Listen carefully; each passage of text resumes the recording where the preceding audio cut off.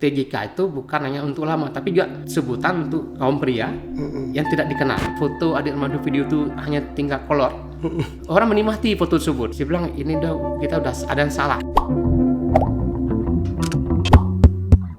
Karena abang menetap di Jakarta, ini baru pulang ke Aceh, kita perlu tahu bagaimana sebenarnya situasi politik nasional pasca demonstrasi mahasiswa 11 April kemarin. Demo itu kan hampir terjadi di seluruh provinsi ya. Jadi kayak mahasiswa juga menekan demo dan tuntutan yang seperti kita itu sama tidak ada 3 periode, tidak ada penundaan pemilu dan segalanya. Jadi isunya itu nasional, seragam, kompak lah. Jadi kalau bagi media, saya sebagai wartawan media itu nggak menarik kan sama semua. Jadi munculkan isu nasional satu. Kemudian begitu ada yang dipukul intelektual. Kenapa dia heboh? Karena nama itu bikin jadi heboh. Coba kalau dipukul misalnya orang biasa, mahasiswa ya mungkin ya biasa aja. Tapi kan nama itu kan menjual bagi media online. Siapa itu yang dipukul? Itu kan Ade Armando, Oh, dosen Ade UI. Armando ya. Dia dosen UI, dia tahu dan dia ke sana itu dia kan punya TV Cokro atau apa di YouTube ada TV dia dan menjalankan tugas jurnalistik. Artinya dia diwawancara dan juga dan dia yakin sekali dia akan aman di tempat tersebut karena sah aja kan dia pergi ke tempat yang dia ini kan bukan dia terlarang. Ade Armando. Saya udah yakin begitu Ade Armando dipukul video ini isunya berganti. Mahasiswa yang capek menyediakan uang, waktu dan segalanya isu yang akan hilang kita benar. Jadi berapa hari kemudian muncullah isu Ade Armando. Jadi Ade Armando itu menenggelamkan isu minyak goreng dan segala macam. Ya, dan menenggelamkan isu siapa sih ketua koordinator mahasiswa yang bicara dengan Kapol, dengan Menteri Dalam Negeri, dengan dari DPR kita nggak tahu nih. Kita yang muncul Ade Armando karena itu seksi bagi media dan bagi orang. Dan bagi semua orang tuh kesal dengan Ade Armando ini dapat momen dia, dapat momen dan isu itu beredar, berubah dari tuntutan mahasiswa. Karena mahasiswa yang buat acara tersebut, mahasiswa yang ngurus surat izin ke polisi, tapi begitu yang dapat panggung, yang jadi hot news berita berhari ini kan hari Selasa, ini udah hari Sabtu dan mungkin misalnya Selasa depan memperingati itu berubah isunya langsung bergulir ke Ade Armando. Kerjanya mahasiswa itu tenggelam. Nah, dan ini bisa terjadi juga tim pendukung di Armando dia mau mereproduksi tentang dia narasi baru jadi terhidup terus isinya.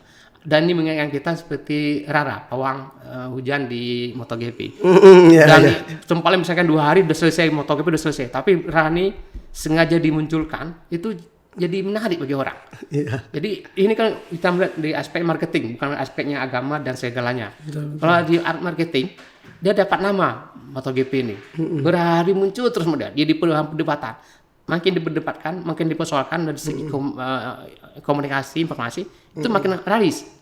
Jadi kalau kadang artis film itu sengaja dia berantem, 2 artis berantem, padahal itu lagi iklannya film. Kita nggak tahu, jadi kita ikut dalam dalam permainannya mereka. Begitu juga dengan Ade Armando dan kita betul ikut larut dan kita di grup jarang di grup WA mungkin secara umum mungkin jarang yang mendukung atau memberi sisi lain.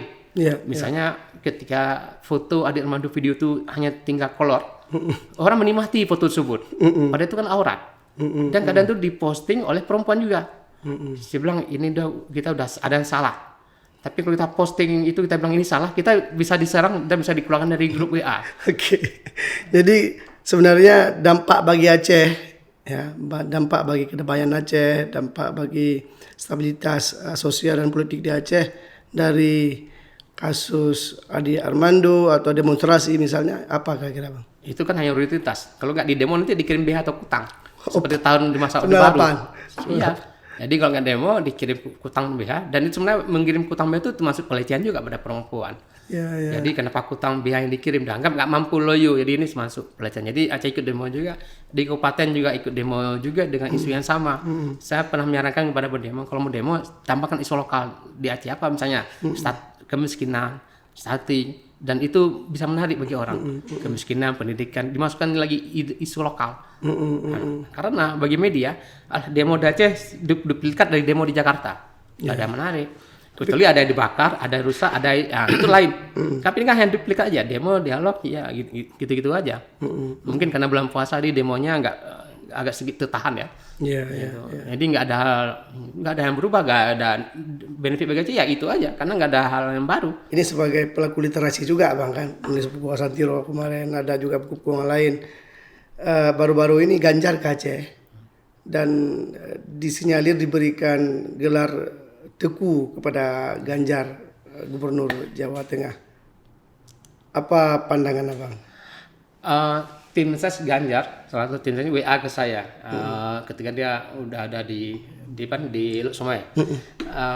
Menurut Abang digelarnya gimana? Ini gelarnya saya membedakan gelar kaum ningrat sama gelarnya ulama.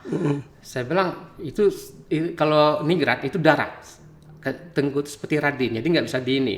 Tapi kalau untuk diplomasi, mungkin bisa di diplomasi budaya atau pendekatan bisa diterima. Tapi kan ini diucapkan spontan oleh yang ketua Majelis Adat Luk Somai. Jadi nggak ada surat, nggak ada pernyataan selembar apapun. Begitu masuk ke Rencong, kalau kita nonton videonya ya, jadi tidak hanya dengar kata orang. Kalau kita nonton video, sekarang Bapak udah jadi orang Aceh, udah bisa jadi apa nih dengan gelar tengku. Nah, TGK dengan T ini kan dua hal. Kalau di pendengar mungkin bisa hampir sama. Dan kemudian Pak Ganjar dia malah saya dikasih gelar TGK bukan T. Jadi kalau TGK ini personal lagi dia Aceh. Apakah itu untuk orang ulama? Ternyata TGK nih itu untuk orang yang tidak kenal. Saya ingin memaksa dulu kalau bertemu dengan pria yang besar atau yang dewasa, tanya Tengku mau kemana? Itu mungkin sapaan sama berarti Mas, sapaian kalau di Jawa gitu. Jadi itu TGK itu bukan hanya untuk ulama, tapi juga sebutan untuk kaum pria yang tidak dikenal. Nah, kalau di masa komplit semua juru bicara agama semua tuh TGK semua rata-rata. Tengku semua. Tengku semuanya. Nah, apakah boleh pakai? Ini kan masalah aspek sosial budaya. Karena T itu kaum ningrat sudah ada sebelum masa Belanda. Karena kita menyebut T itu kan gelar dari Belanda. Ternyata T itu oleh Belanda sudah ada sebelum masa Belanda. Oh itu. Ya udah Belanda sebelum Belanda datang sudah ada. Sudah ada. Dulu udah ada. Saya baca di Facebooknya si Mas Gor yang musim pendirinya. Dia sebenarnya sudah ada sebelum Belanda datang ke Aceh. Abang sendiri kan masuk keluarga T enggak? Oh enggak. ya sorry. jadi memang di Aceh semua hal jadi viral lah. Kenapa lo? Itu kan tergantung pada faktor literasi. Jadi kecepatan ingin cepat, posting ingin cepat, dia lebih cepat tahu daripada orang lain. Pada itu belum tentu benar. Saya ingat sebuah di grup WA ada seorang tokoh Aceh di Jakarta meninggal dunia. Diposting oleh seorang profesor, saya ingat sekali profesor di Rusala. Di grup WhatsApp. WhatsApp. Iya, grup WA. Bahwa tokoh Aceh sudah meninggal dunia. Kemudian di lain memberi klarifikasi bahwa tokoh tersebut masih dirawat di rumah sakit. Nah, profesor tersebut dia minta maaf atau enggak? Ternyata tidak. Padahal udah diklarifikasi, udah dimantah oleh ahli saudaranya dari tokoh tersebut. Jadi level profesional jadi dia nggak minta maaf, nggak ini. Kita mau sama maklum, semestinya kan dia bisa sabar. Dan orang itu masih hidup sekarang. Profesor udah meninggal. Tokoh tersebut masih hidup. Jadi kita harus sangat hati-hati sekali, harus cek and recheck, dan nggak perlu lebih cepat Anda posting ke grup. Anda nggak dapat apa-apa kalau cepat tuh. Ya udah Anda dapat informasi lebih cepat, betul. Tapi kalau salah gimana? Jadi berita sensitif seperti orang meninggal, sakit, dan lain-lain itu hati-hati. Anda simpan dulu info tersebut sampai nih. Kalaupun Anda tahu lebih duluan, Anda pun nggak dapat apa-apa. Tapi kalau kemudian dia masih hidup, Anda bilang udah meninggal, itu Anda fatal. Dan bisa menganggap ya pencemaran nama baik kalau orang mau proses gitu. Terlepas kedatangan Ganjar yang kemudian mendapat gelar Tuku lalu viral dan juga dia menjadi ketua alumni UGM. Sebenarnya apa makna lain kedatangan Ganjar ke Aceh? Ya Pak Ganjar kan ingin melantik asosiasi keagama alumni UGM yang ada di Aceh. Itu yang tujuannya nampak ya. Tujuan yang nggak nampak dia Pak Ganjar kan yang waktu 28 Oktober tahun lalu, Pak Ganjar kan melaksanakan upacara tersebut di asrama Mahasiswa Aceh di Semarang. Oh iya, apa ikut ya? Oh iya, saya itu ikut di Semarang. Itulah saya kasih buku biografi Asantero kepada beliau. Dan beliau agak kaget karena ada benderanya GAM. Tapi beliau Tidak terima. sudah terima bu, sebenarnya dipegang. Ya minimal saya bisa foto tersebut, bisa viral lah mungkin. Dan Pak Ganjar itu dia ingin melacak karena Jawa Tengah. Pak Ganjar itu mengusulkan pahlawan Aceh perempuan yang ada di Jawa, meninggal dikuburkan di Blora sebagai pahlawan nasional. Jadi beliau ingin mencari jejak keluarga beliau yang di Aceh, Pucuk Merahintan. Ketemu nggak? Tidak, karena waktunya padat kali. Bertemu dengan dia memang ahli waris dari Pucuk Merahintan itu tidak ada lagi di Aceh. Jadi saya sarankan kepada timnya coba wawancara dengan para sejarawan Aceh seperti Pak Mawardi dan lain-lain.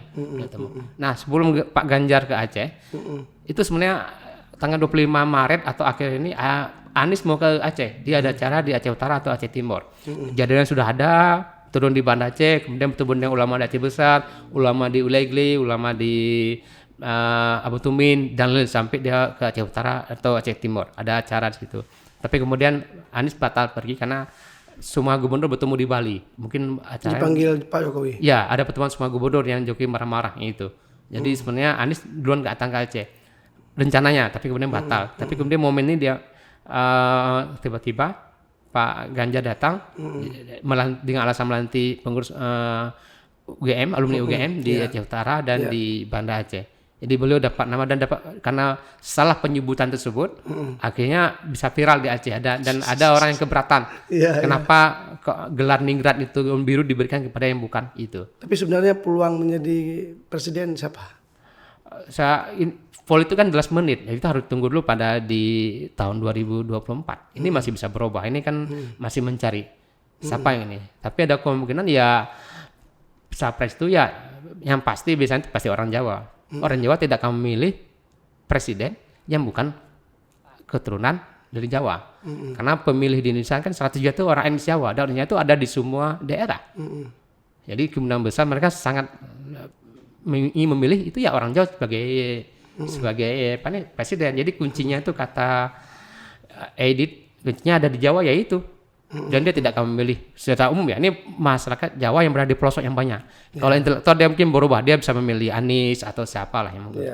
Tapi yang paling baik di bawah, yang paling gampang di ini ya masih presidennya masih ya orang Jawa. Karena sistem kita kan berdasarkan suara terbanyak. Nah, kalau kita baca buku Asantero tahun 58 nih, Pak Asantero protes kalau sistem kayak gini, satu orang satu ini, maka sampai kapanpun guna saja tetap orang Jawa jadi presiden.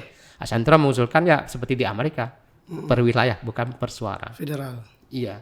Jadi hal-hal yang viral dari Aceh kan kecil sebenarnya ya, secara kependudukan ya, secara demografi juga.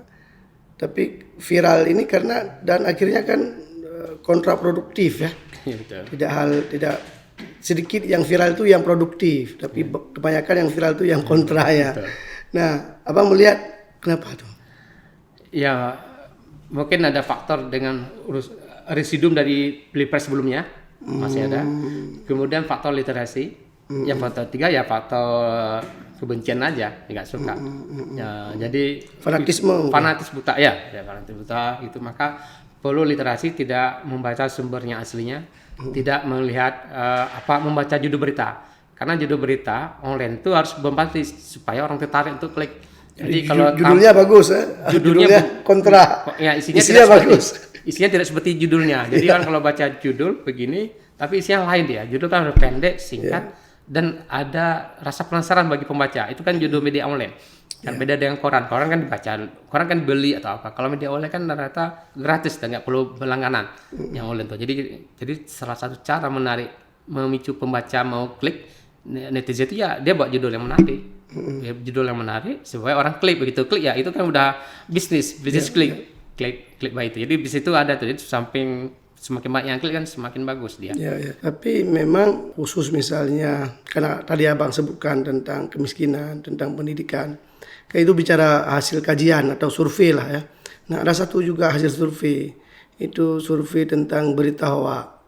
Aceh itu masuk 5 besar atau 5 besar kalau saya nggak salah. Tingkat konsumsi berita hoaknya tinggi. Kawannya itu Provinsi Sumatera Barat, Sumbar, kemudian ada Jawa Barat. Nah, Nah, apa responnya dalam situasi seperti ini? Semestinya ini bukan kan kita penerapan syariat Islam. Memang dalam Islam ya cek yang dicek tabayun. Itu Tabayun, kata kunci situ aja. Nah, hal ini udah terjadi sejak pada masa Nabi. Itu khalifah, 3 khalifah itu wafat itu di ujung pedang, berdarah-berdarah. Sedang sembahyang, sedang salat dibunuh, sedang mengaji di masjid dibunuh. Dan tuh pelakunya itu adalah orang yang punya ilmu, hafil, penghafal Quran. Jadi itu kenapa bisa terjadi? Karena dia mendapat informasi sepihak tanpa cek dicek, langsung dia bertindak. Ya, dalam konteks hari ini apa yang bisa kita lakukan untuk menghindari berita-berita hoax tadi? Pertama, Secara praktis misalnya. ujung jari kita itu harus menahan diri. Satu, WA. WA itu menahan diri.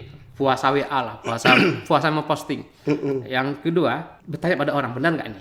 Jadi bertanya pada guru tengku yang punya ilmu yang bisa menjelaskan itu. Yang ketiga, Anda posting ini Anda mungkin mengharapkan pahala, tapi yang bisa jadi itu masuk ke menyebabkan fitnah. Saya nggak menyebabkan hoax. Kalau di luar negeri hoax itu bisa cenderung misalnya, oke, aku nanti tanggal 29 Februari harga BMN turun di Indonesia. Mereka tahu tuh itu adalah hoax. Artinya itu lucu. Karena Februari itu cuma sampai tanggal 28, bukan 29. Itu lucu, humor. Tapi kalau menyebabkan fitnah itu kan akan fitnah gibah, itu kan akan mengurangi amal kita. Dan kita dosa itu akan terhapus kalau kita minta maaf pada yang bersangkutan. Dan biasanya itu karena kebencian. Kalau saya nggak suka ke adik, saya pendukung adik Mandu, saya akan posting yang positif. Saya nggak suka ke adik Mandu, misalnya saya akan posting yang negatif. Jadi itu udah ada dari kepala itu udah duluan berpikir. Berputar ya. Udah putar ya. Jadi adil itu memang diawali dari pikiran. Kalau saya suka dengan ini, saya akan dukung. Kalau saya nggak suka, saya diam. Itu bagus. Atau saya akan sebarkan fitnah. Abang kan baru juga mewakafkan ya. Hibah atau wakaf? Itu saya bilang wakaf. Wakaf ya. Biar dapat pahala deh. Kalau Wakaf buku hampir 200 judul kan keutuh kan? Iya betul. Ya. Itu buku-buku apa saja? Dan apa niat yang mau disampaikan? Itu kan paduan buku bertema Aceh sejarah. Tujuannya buku ini di rumah saya kan udah baca. Yang penting-penting udah saya fotokopi, udah saya scan. Daripada di rumah saya mubazir nggak ada yang baca. Malah saya ingat ada satu buku itu masih ada plastik, belum saya baca. Apa itu? Saya ingat lagi judulnya apa, masih ada plastik, belum saya baca. Saya beli di Jakarta. Akhirnya ngapain saya simpan di rumah? Nggak ada bergunanya, nggak ada yang baca. Jadi daripada semak setelah saya ini, saya wakafkan aja buku tersebut. Anjay. Dan ada satu buku Osaman Usman Ralibi kalau nggak salah itu orang Aceh, orang Garut atau orang Rebek PD. Itu gurunya Yusri Mahendra. Dia menulis buku tentang kaleidoskop Indonesia. Itu buku saya beli tahun 2013 sekitar 400.000. Sekarang mungkin saya cek kemarin udah hampir 1 juta. Jadi buku itu memang udah langka, daripada saya simpan di rumah, saya wakafkan aja ke pustaka. Banyak minta, tapi saya cari pustaka yang berlangsung lama. Dan itu tinggi. Iya, makanya saya ngomong dengan Prof. Jasman, beliau mau menerima, kemudian saya kirim dan katanya saya kirimkan bertahap nih. Satu kotak, mungkin ya ke kota Indomie lah. Dari Jakarta. Jadi kirim. Saya cari pos yang paling murah, yang nyampainya mungkin 2 minggu atau 3 minggu, biaya yang bisa murah. Kemudian Pak Jasman nanti kalau udah banyak saya kasih nama Pojok Emba. Saya biasa aja nggak merespon, karena nggak begitu kali ini, karena buku saya harus saya kurangi dari rumah, dari rak, saya kosongkan, saya kasih ke Tengku Umar. Dan mereka tuh buku lama ada buku tema Aceh sejarah. Kemarin saya datang lagi waktu 29 ulang tahunnya Sewindo Universitas Tengku Umar. Saya bawa PDF buku, ada sekitar 800 judul buku PDF buku tentang Aceh. Tentang Aceh. Dan sebagian itu PDF itu dari kampus Amerika University. Ada bahan tentang Aceh. Iya, enggak, itu langsung di copy di sana. Waktu itu saya di kuliah di Amerika, dia yang ambil bahan-bahan tentang Aceh di pustakanya, bukan di olehnya. Kasih juga ke saya lah. Bisa. Berarti di UTU sekarang ada pojok Mirza Lamzah ya? Ya, itu penghargaan apresiasi dari Pak luar biasa Pak Jasman dan teman-teman yang lain. Ya, saya bilang terima kasih atas apresiasi tersebut. Luar biasa. Baik, makasih Bang. Selamat kembali ke Jakarta. Assalamualaikum warahmatullahi wabarakatuh. Waalaikumsalam. Jika video ini bermanfaat untuk Anda, silakan subscribe, like, dan nyalakan loncengnya.